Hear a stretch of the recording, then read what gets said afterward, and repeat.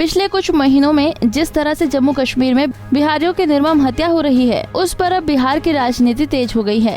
बिहार की विपक्षी पार्टियों ने सरकार की नीतियों पर ही सवाल उठाने शुरू कर दिए हैं। आरजेडी समेत कांग्रेस ने हमला करते हुए कई सवाल उठाए हैं। नीतीश सरकार को बिहार में शासन करने से 17 साल पूरे हो गए। इसके बावजूद आज भी पलायन की समस्या है। जिस तरह से नौजवान रोजगार के लिए पलायन करते हैं दूसरे राज्यों में और वहां से उनको भगाया जाता है, अपमानित किया जाता है, तो आखिर 17 वर्षों की उपलब्धि नीतीश सरकार की या एनडीए सरकार की क्या रही? डबल इंजन की सरकार है और यहाँ रोजगार के संसाधन उपलब्ध नहीं कराए गए।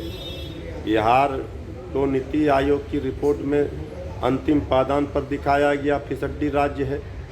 रोजगार के लिए, रोजी रोजगार के लिए जिस तरह से लोगों का पलायन हो रहा है दूसरे राज्यों में और वहाँ से उनको खदेड़ा जा रहा है, ये नीतीश सरकार ने आखिर 17 वर्षों में क्या स्थिति कर दी बिहार की? इसका जवाब तो सरकार को देना पड़ेगा। देखिए, कोरोना काल में ये बताया गया कि तकरीबन 8 से 12 लाख के बीच प्रवासी मजदूर बिहार लौटे हैं। आफ्टर कोरोना ये सारे मजदूर फिर बाहर चले गए। क्यों चले गए भाई? क्योंकि आपके यहाँ रोजगार का कोई साधन नहीं है। आपने मनरेगा को लूट का अड्डा बना रखा है। आपने रोजगार के सारे अवसर खत्म कर रखे हैं। नीतीश कुमार सिर्फ जातिवाद की राजनीति में मशगूल है। सहयोगी भाजपा सिर्फ सांप्रदायिक राजनीति में मशगूल है और आम बिहारी बिहार के बाहर गम खा रहा है, गालियां खा रहा है, मार खा रहा है। किसी को फर्क नहीं पड़ता। 17 सालों का नीतीश कुमार का शासन बिहारी जनता के लिए इतना अपमानजनक रहा है, इतना शर्मनाक रहा है, जिसकी तुलना नहीं की जा सकती। विपक्षी पार्टियों द्वारा लगातार किए जा रहे हमले से आसीन जनता दल यूनाइटेड ने अपने बचाव में दलीलें देना शुरू कर दिया है। पूर्व मंत्री सह मुख्य प्रवक्ता नीरज कुमार ने सरकार का बचाव करते हुए कहा कि पलायन शब्द का इस्तेमाल करना ये सही नहीं है। देखिए, उसको पलायन शब्द का इस्तेमाल करना यह सही नहीं है। यह देश सबका है और देश के विभिन्न राज्यों में, बिहार में महाराष्ट्र के लोग नहीं रहते हैं, बिहार में मध्य प्रदेश से लोग नहीं आते, बंगाल से नहीं आते हैं, लेकिन उनके नागरिकों की सुरक्षा का तो महत्वपूर्ण दायित्व है राज्य सरकार का।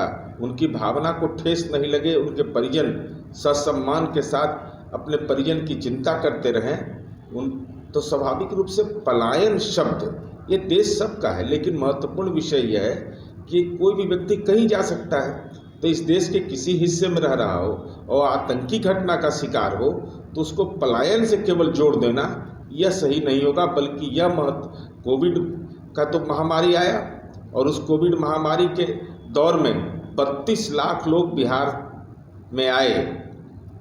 देश के दूसरे राज्यों के जो आर्थिक साम्राज्य है उसमें अपना योगदान दे रहे थे। बिहारी कोई बोझा नहीं होते हैं।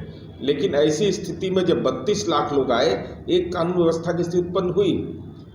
हम तो रोजगार की दिशा में चनपटिया मॉडल जो मेरा है, जो प्रवासी मजदूर आए थे, हमने करके दिखाया। जो लोग काम करना चाहते हैं उनको काम मिलता है, लेकिन अगर कोई बाहर जाना चाहता है तो उसे देश का संविधान इस बात की इजाज़त देता है वह कहीं भी जा सकता है, लेकिन वहाँ की राज्य सरकार की भी जिम्मेवारी है उस नागरिक की सुरक्षा प्रदान करें। अपने यहाँ स्किल नहीं है इसलिए वो बाहर जा रहे हैं? नहीं, ऐसा नहीं कहा जा सकता है। ये बेचारे तो ईंट भट्ठा पर काम करने वाले मजदूर थे।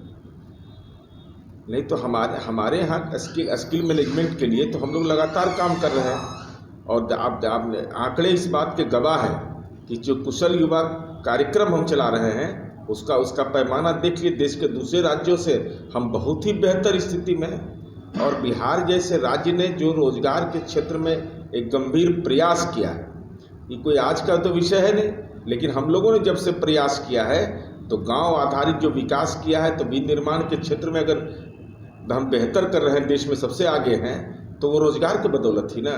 अगर रोजगार नहीं देते तो विनिर्माण का क्षेत्र में हम आगे कैसे बढ़ते। एक तरफ जहां बिहार के बाहर रह रहे मजदूरों पर लगातार जानलेवा हमले हो रहे हैं, तो वहीं दूसरी तरफ बिहार के राजनीतिक दल इन मौतों पर अपनी राजनीतिक रोटी सेकने में लगे हैं।